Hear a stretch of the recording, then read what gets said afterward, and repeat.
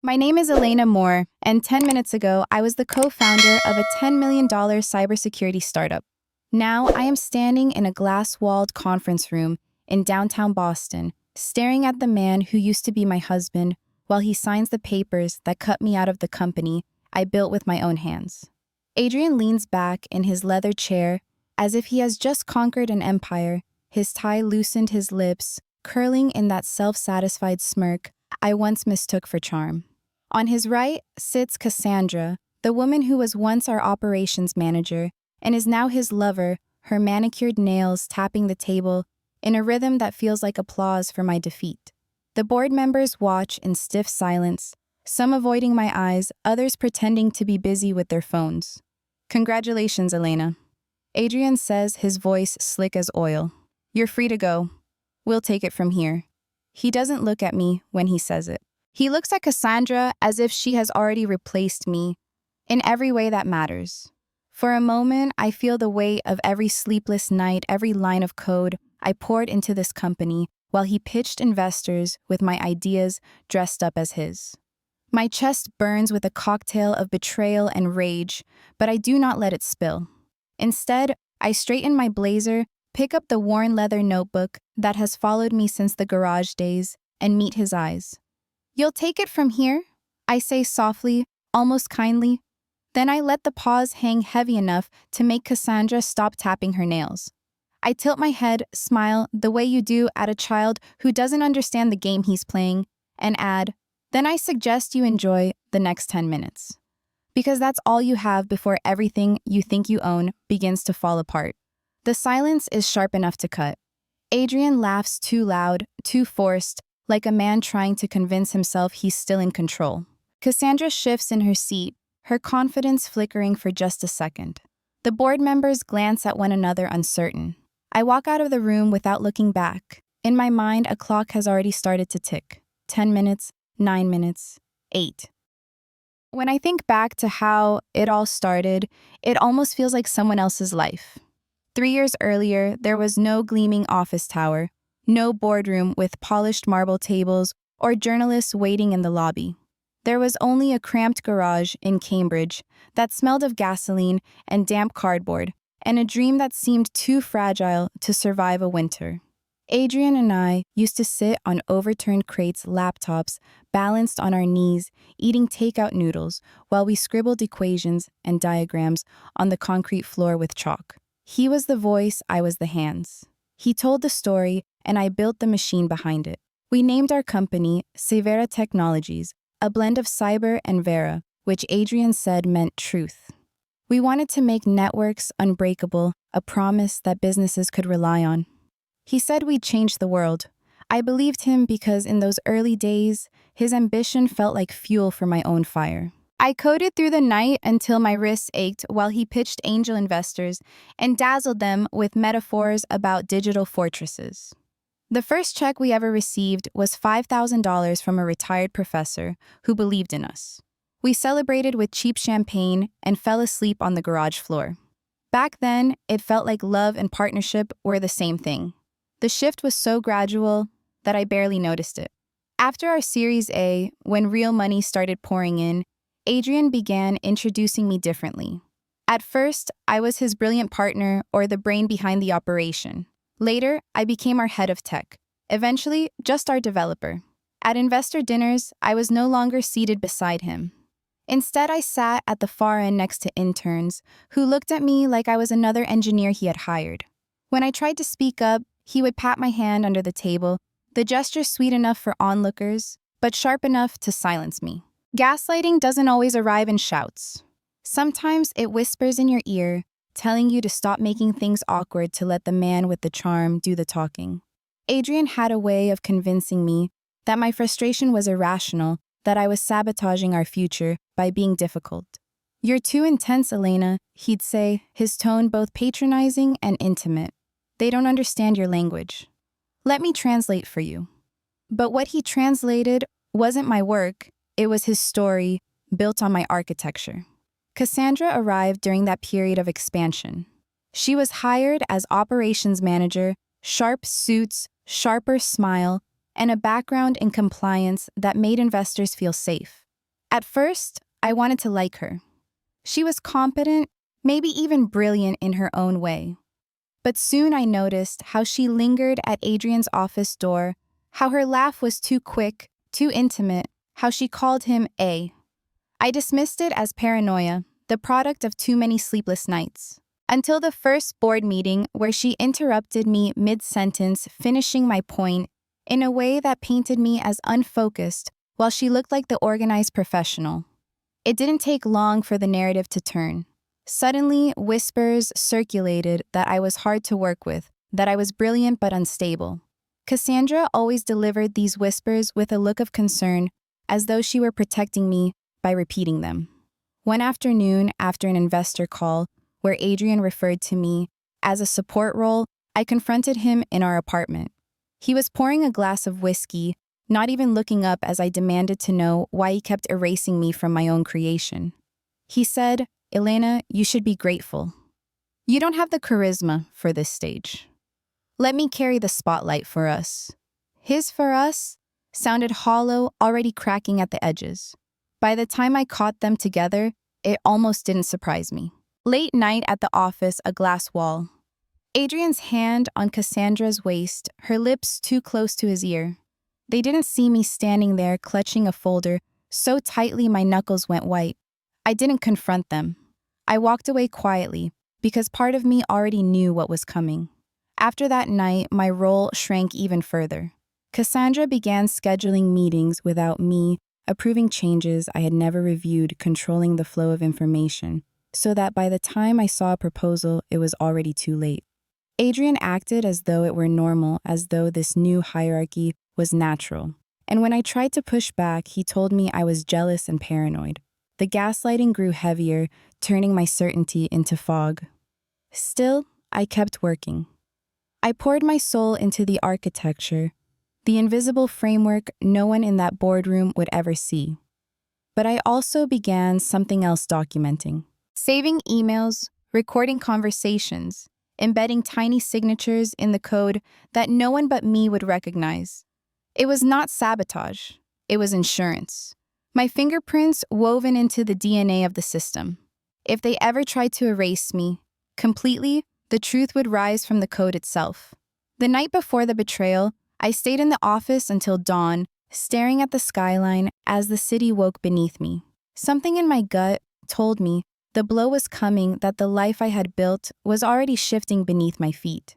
When the email invitation to the special board session arrived, addressed to me, but copied to Cassandra, I knew. The trap had been set. I closed my laptop slowly, feeling the weight of years pressing against my chest. I wasn't walking into a meeting the next day. I was walking into an execution. The morning of the board meeting, I dressed carefully, more carefully than I had in months. I chose a navy blazer that still smelled faintly of the dry cleaner, a white blouse that I ironed twice to make sure the seams were sharp, and heels that clicked with authority on the pavement. If they were going to strip me of my title, I would not let them strip me of my dignity. Still beneath the fabric and the polished exterior, my heart hammered like a drum. In the weeks leading up to that day, I had already begun preparing for my exile. I wasn't naive anymore. Every subtle smirk between Adrian and Cassandra, every exclusion from an email chain, every slip of the tongue at a shareholder dinner, it all told me my time was running out. But I wasn't planning on leaving empty-handed. I spent my nights gathering what I needed, not just as protection, but as proof that I had been there, that the bones of Severa Technologies carried my fingerprints. I built what I called my ledger. On one encrypted drive, I saved screenshots of emails where Adrian used my architecture diagrams word for word in his pitch decks. On another, I stored audio clips of conversations, his voice dismissing me as too emotional to lead Cassandra, advising him to phase her out before the IPO. Every file was meticulously labeled and time-stamped. My lawyer, a woman named Marissa, who had built her career defending women cut out of their startups, coached me on how to collect everything legally. "Don't touch their servers after you leave," she warned. "No hacks, no sabotage. Keep your hands clean. If they burn the house down without you, that's on them. But the most important preparation wasn't in folders or hard drives. It was in the code itself. Severa's architecture was my child, and like any parent, I had left a mark. Tiny signatures, watermarks, buried deep inside the algorithms, imperceptible to anyone who didn't know exactly where to look. They didn't weaken the system. They didn't open back doors or create vulnerabilities. They simply ensured that the foundation of the product could never be fully separated from me. If Adrian tried to erase me, the system itself would protest.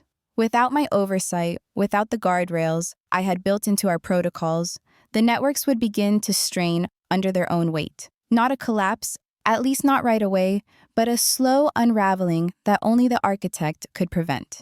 Gaslighting became their daily weapon. Cassandra would stop by my office with that polite smile, asking if I was taking enough breaks, suggesting that maybe I was overworked and should let her handle some of my responsibilities. Adrian, when he bothered to speak to me at all, framed my frustration as insecurity. "You should trust me," he'd say, his eyes sliding away to his phone. "This isn't personal, Elena. It's just business." But it was personal, and he knew it. At night, lying awake in our shared apartment, I replayed conversations in my head until the words blurred. I started to question myself. Was I unstable? Was I paranoid? Was I the villain of my own story? That was the cruelty of their manipulation. They didn't just steal my work, they tried to steal my sanity. And yet, underneath the fog of doubt, a core of steel remained. I knew what I had built, I knew what I was worth. And if they wanted me gone, they would have to pay the price. The night before the meeting, Marissa called me. "Whatever happens tomorrow," she said, "you walk in calm. Don't show your hand too soon. You have more power than you think." Her voice was steady, the kind of voice you cling to when the ground is shifting beneath you. I thanked her, but when I hung up, my throat burned with unshed tears. I wasn't afraid of losing the company. I was afraid of losing myself. So I wrote everything down. In my old leather notebook, its pages warped from years of use, I scribbled. Reminders, affirmations, even sketches of code. It was childish maybe, but it anchored me. On the inside cover, I wrote in bold ink, "Truth survives." The morning came gray and wet rain streaking the glass of our apartment like a warning. Adrian didn't even acknowledge me as he adjusted his tie in the mirror. Cassandra texted him nonstop, her phone lighting up the room with little chimes. I watched him smile at the screen, the way he hadn't smiled at me in months, and something inside me went still. Not broken, not raging, just still, like the eye of a storm. When we arrived at the building, the lobby was already buzzing with investors and analysts. I caught the way some of them looked at me pitying, as though I had already been written out of the script. I kept my chin-high heels clicking against the polished floor, the notebook clutched in my hand like a weapon no one else could see. As I waited outside the boardroom, Cassandra brushed past me, her perfume sharp, her smile faintly mocking. "You'll feel better once it's over," she whispered as though she were comforting me. But her eyes glittered with triumph. I didn't answer her. I didn't need to. Because I knew something she didn't, when the clock struck, the empire she thought she had stolen would reveal the cracks I had hidden in plain sight. Not sabotage, not revenge. Just truth waiting to surface. I straightened my blazer, took a deep breath, and pushed open the heavy door. The door closed behind me with a heavy click, sealing me inside the boardroom where my fate was already decided. The table gleamed under the fluorescent lights, a battlefield disguised as furniture. Adrian sat at the head, his posture relaxed, almost theatrical. Cassandra hovered beside him, her tablet glowing, already prepared to step into the role she had stolen. The chairman cleared his throat, reading from a sheet of paper that had clearly been rehearsed. "Elena Moore, by majority vote, the board has decided to remove you from your position as Chief Technology Officer of Severa Technologies, effective immediately." The words landed like bullets, but I didn't flinch. My blazer was a shield, my notebook a talisman. Adrian didn't even look at me when the decision was announced. Instead, he leaned toward Cassandra, whispering something that made her smirk. "Do you have anything you'd like to say before we conclude?" the chairman asked. I rose slowly, smoothing the fabric of my blouse as though I had all the time in the world. My pulse thundered in my ears, but my voice came out steady. Congratulations. I said, my eyes on Adrian. You've finally done it. I hope you enjoy the next 10 minutes. Because that's all you have before everything you think you control starts to fall apart. A ripple of silence spread across the table. Adrian laughed, sharp and dismissive, but too loud, like a man trying to drown out his own unease. Cassandra's hand paused over her tablet. I left the room before anyone could respond, heels striking the floor in a rhythm that matched the countdown in my head. 10 minutes. In the lobby, I stood by the glass wall watching rain streak down the city skyline. 9 minutes. I could almost feel the system humming without me, the automated defenses straining against the weight of traffic they weren't calibrated to handle. 8 minutes. A receptionist frowned at her monitor. That's strange, she murmured. On the screen, the client dashboard flickered, red warning triangles blooming like bloodstains. 7 minutes. An investor stormed in, phone pressed to his ear. What do you mean their servers are down? We have millions tied up in this launch. His voice carried through the lobby like a warning bell. 6 minutes. Cassandra appeared at the balcony, above her perfect posture beginning to fray.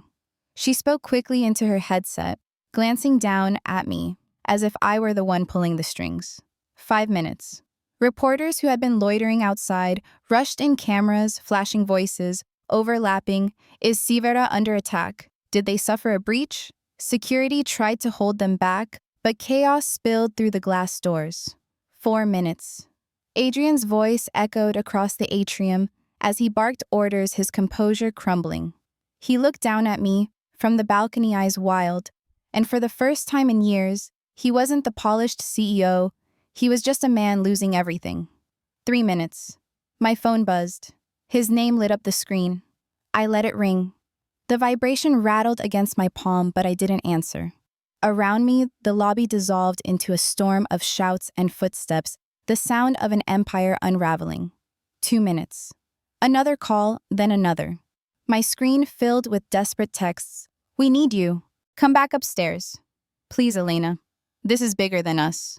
1 minute.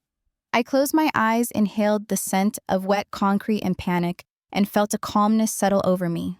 The truth was surfacing just as I had always known it would. The system wasn't broken. It was only exposing the cracks they had ignored when they erased me. 0. A roar of alarms echoed through the building as every monitor in the lobby flashed red. FBI agents in dark jackets pushed past the reporters, their badges glinting. Adrian's voice cracked as he shouted explanations no one believed. Cassandra vanished into the crowd, her ambitions scattering like ash. My phone rang one last time.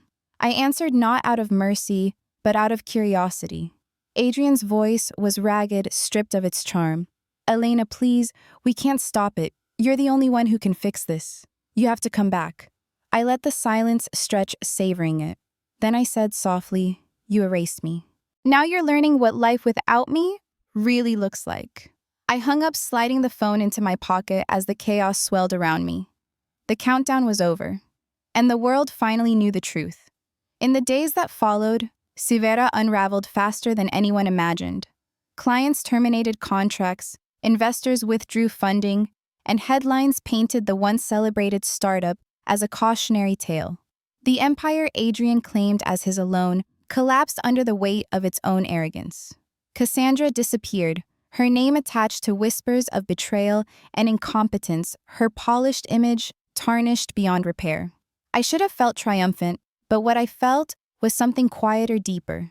Vindication, yes, but also grief. I had poured my soul into that company. Watching it crumble was like watching a house burn down, one I had built with my bare hands. Yet beneath the ashes lay something indestructible, my worth, my truth, my name. Reporters sought me out. Investors whispered about second chances. Even Marissa, my lawyer, smiled when she said, "You'll have more offers than you can read in a lifetime." But I didn't rush. For the first time in years, I let myself rest. I walked along the Charles River at dawn, the city skyline glowing pink and gold, and I remembered the girl in the garage with chalk-stained hands and a dream too fragile to name. That girl had not been erased. She had only been waiting. A week later, Adrian called again. This time his tone was different. The bravado was gone. He sounded smaller, like a man standing at the edge of a cliff. The board wants you back, he said. They'll give you 50% control, full authority over the tech division. It's the only way to save what's left. I let the silence stretch, savoring the irony. The man who once told me I was too emotional, too unstable, too difficult, now begging me to return. I almost laughed, but instead I asked, "And you?" His pause was long, heavy. "I'll stay out of your way," he said, finally, his voice breaking on the words. When I walked back into the glass lobby of Severa, it was not as the erased partner or the discarded wife. It was as the architect, the founder whose fingerprints could never be scrubbed away. The board members stood as I entered, relief written across their faces. Adrian sat at the far end of the table, smaller somehow, his shoulders slumped, his eyes avoiding mine. For once, Cassandra wasn't by his side. I didn't gloat, I didn't need to. Power doesn't always shout. Sometimes it's the quiet presence of the person everyone thought they could discard, standing tall while the rest bow their heads. I set my notebook on the table, its leather cover worn and familiar. This company has one chance left, I said, my voice calm, steady. If I take it, we rebuild on my terms.